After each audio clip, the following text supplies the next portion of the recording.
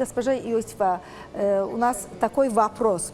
Может ли у подросток в возрасте, так скажем, от 11 до 18 лет возникнуть аутизм? От чего это может произойти?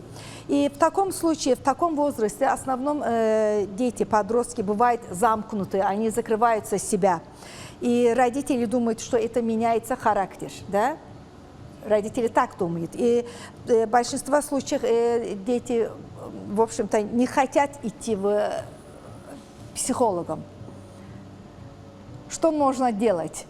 Вы знаете, если я правильно понимаю, вы говорите, то есть ребенок нормально развивался лет до 11, а потом вдруг с ним что-то случилось. Ага.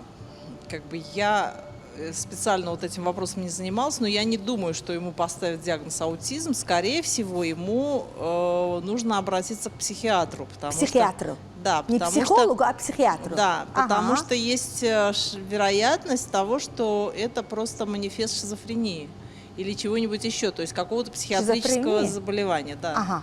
Ага. Поэтому... И это, скажем так, это тоже заболевание очень неприятное, и, в общем, чем раньше им заниматься, тем лучше. И, как бы, да, не надо это пускать на самотек. Ну, в общем, как бы разные подростки, то есть, ну, родители должны иметь какое-то вот, ну, ощущение, да, что с ребенком происходит. Просто у него подростковый кризис или с ним там что-то плохое происходит, да, ну, в общем, это уже вряд ли это будет аутизм. Yosifa xanım söylüyor ki, əgər uşaq yeniyetməlik çağındadırsa, deyək ki 18 yaşa qədərdirsə, 13, 14, 15 yaşı varsa, deyək ki yeniyetmələrin bu dövründə, yeniyetməlik dövründə, əgər onda hansısa bir əlamətləri hiss edirsinizsə, bunu autizmlə... Я сейчас подумала и подумала, что родителям, у которого такой подросток, им надо еще очень задуматься, не попробовал ли ребенок наркотики. Потому что такое, да, тоже часто бывает. И вот я знаю несколько случаев, когда подросток пробовал курить, например, марихуану, и он впадал в депрессию, и потом как бы на этой почве тоже развивалось в итоге психиатрическое заболевание, но как бы триггером для всего был именно наркотик.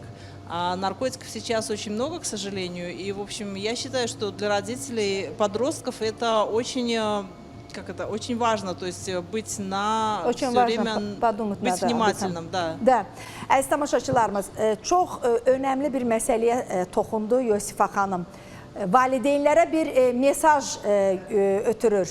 Əgər sizin övladınız yeniyetməlik çağındadırsa, deyək ki 15-16 yaşı var və siz onun davranışlarında qeyri-adi nələrisə hiss edirsiniz. Uşaq əvvəlki kimi deyil.